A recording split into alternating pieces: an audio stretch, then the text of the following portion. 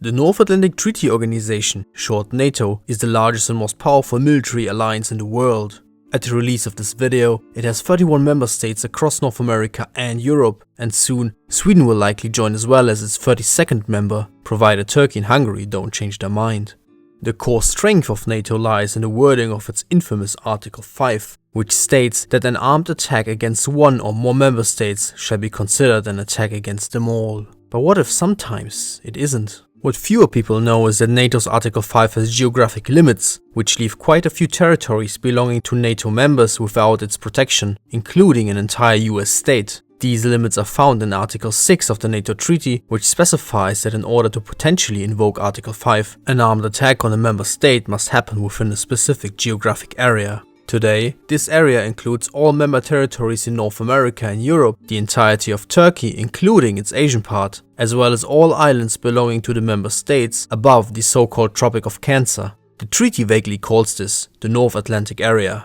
Interestingly, these limitations leave out some notable territories belonging to NATO members, namely the United Kingdom, France, Spain, the United States and the Netherlands, which impacts the security situation of these nations to varying degrees. But why do these limitations even exist in the first place? And could they even be changed? More about that after a quick word from this video's sponsor, Conflict of Nations, a free online PvP strategy game which allows you to choose a real country to lead during World War III. Forget Article 5 because all you need to do to start your very own world war is a barely working PC or mobile device. With that, you can declare war on your neighbors and forge alliances with up to 128 other players in real-time games that can take weeks to complete. Nice. Conflict of Nations allows you to build up your nation's army with tanks, jets and submarines and engage in epic battles, at the end of which you may end up taking over the world, but you will have to create your own strategy to beat all your enemies. And believe me, you will have many. And if you do, please don't nuke me. Look, I'm even going to help you with world domination.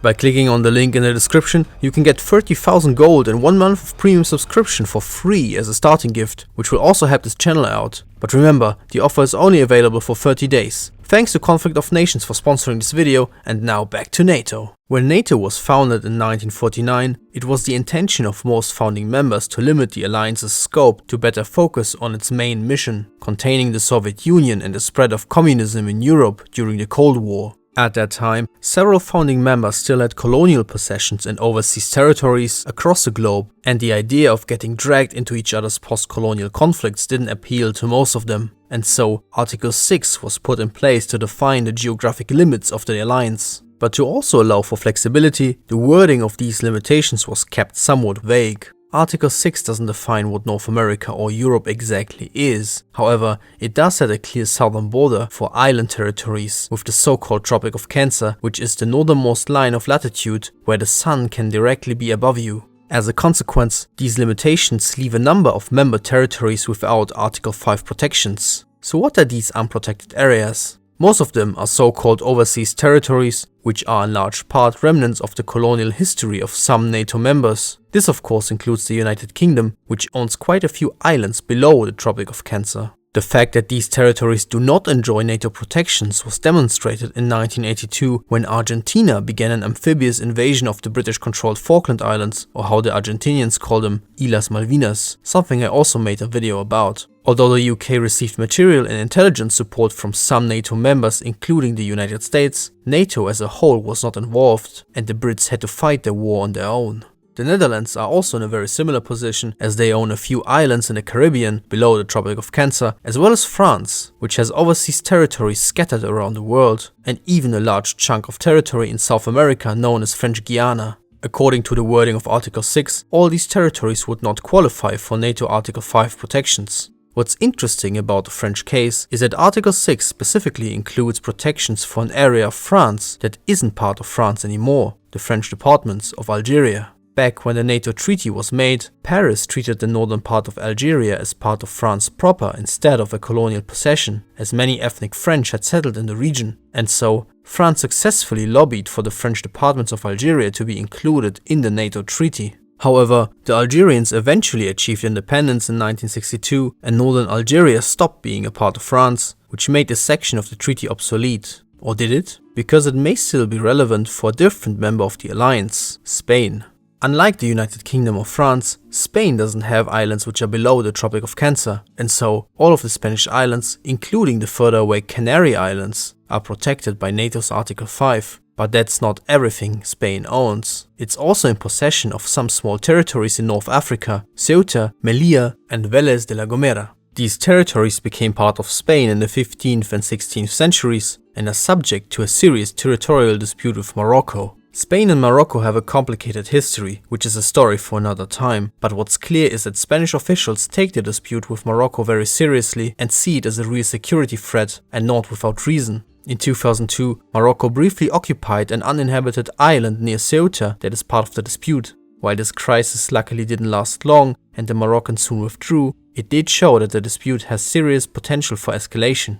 This is why the question of whether these Spanish territories are protected by NATO's Article 5 is so important to Madrid. But that is questionable to say the least, because they are not in Europe and also not islands for the most part. And having no Article 5 protection here would be a nightmare for Spain, as it would leave Morocco with the option to try to take these territories by force, without NATO interference. This is why some argue that the provisions on the French departments of Algeria may also cover Spain's North African territories, since in both cases we have a European NATO member with territories in North Africa that are not considered colonies. But this interpretation is shaky at best, which is why Spanish officials have tried to get written guarantees for these territories with mixed results. In July of 2022, Spain brought up the topic again during the Madrid NATO summit. Subsequently, a declaration was made which underlined the alliance's commitment to defend every inch of Allied territory. But are Spain's North African territories also Allied territory? Well, it remains unclear. When NATO's General Secretary Jens Stoltenberg was further pressed on this issue, he reiterated that invoking Article 5 is ultimately a political decision that is made by the member states, which again leaves room for interpretation and allows NATO members to argue against invoking Article 5 in the case of a Moroccan attack on Spain's North African territories. The United States in particular has a very close relationship with Morocco and is even moving towards recognizing Morocco's sovereignty over the disputed Western Sahara, which very few countries have recognized thus far. A Spanish-Moroccan conflict would therefore present a real dilemma for the US, and it's unclear what would happen in such a scenario. Speaking of the United States, they also have a number of territories outside of the geographic limits defined by Article 6, including Guam, Puerto Rico, and an entire US state, Hawaii. Despite this, you will have a hard time trying to find Hawaiians who are seriously concerned about this. Why? Because the United States is by far the strongest military power within NATO and the world, meaning Washington can easily provide the necessary security without the rest of NATO. But does this mean that, for instance, Kazakhstan could send special forces to invade Hawaii to secure sunny beaches and access to the world's oceans without triggering NATO's Article 5? The answer is complicated. Article 5 is the most powerful tool NATO has at its disposal, so much so that using it could completely change the world we live in. Therefore, Article 5 is seen as a last resort option, reserved for emergencies only, which is why it has been invoked only once in NATO history after the event.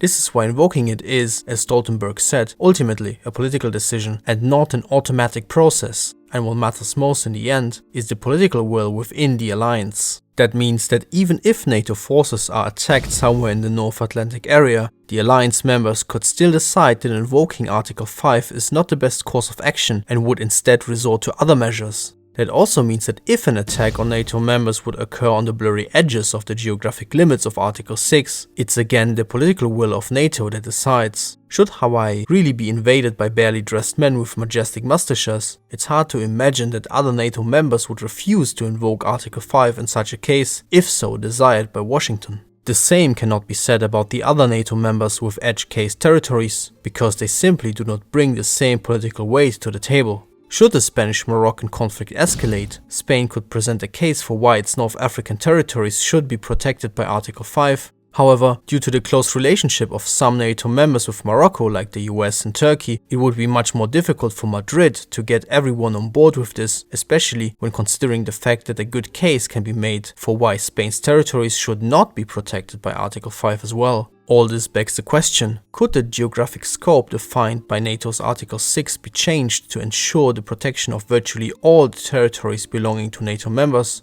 Well, we know it could be changed because it happened already. Back in 1952, Article 6 was changed for the first and only time to explicitly include all of Turkey's territory with its Asian part when it joined NATO. So, the wording could theoretically be changed again. However, it seems that at the moment there is no political will to do so. Firstly, these boundaries can create convenient justifications for not getting involved in difficult situations. And secondly, NATO is currently focused on opposing Russia in Eastern Europe, and for this purpose, the boundaries set by Article 6 are no obstacle, at least for now. Nonetheless, there have been some developments which indicate that eventually NATO may become open to the idea of changing the alliance's scope as a whole. While NATO members are currently focused on Eastern Europe, many analysts argue that the geopolitical focus will ultimately shift towards the Asia-Pacific. There, the constantly growing animosity between the United States and China over issues like the South China Sea dispute and the status of Taiwan are becoming more and more serious, and it's unclear what role, if any, NATO will play there. But we may get an idea when we look at the 2023 NATO summit in Lithuania. Here, high-ranking officials from Australia, New Zealand, Japan and South Korea participated in talks to strengthen mutual security cooperations with NATO. While the participation of non-NATO officials at such summits is not that unusual, it is indicative of NATO being at the very least interested in strengthening the security dialogue in these regions, and especially with those governments that are to varying degrees involved in building a quasi-alliance under the leadership of the United States to contain China in the Asia-Pacific. And should a new kind of Cold War arise between the US and China, it's possible that NATO members may consider changing Article 6 and the scope of the treaty as a whole. But for the foreseeable future, such a radical change is very unlikely to occur. Therefore, the geographic limits of NATO will remain for now, so if you live in Hawaii, you should prepare for the inevitable. Thanks to Conflict of Nations for sponsoring this video, and remember to check out the link in the description. A big thank you to all my patrons and channel members, your support is really valuable. Thanks for watching, I'll see you in the next one, bye.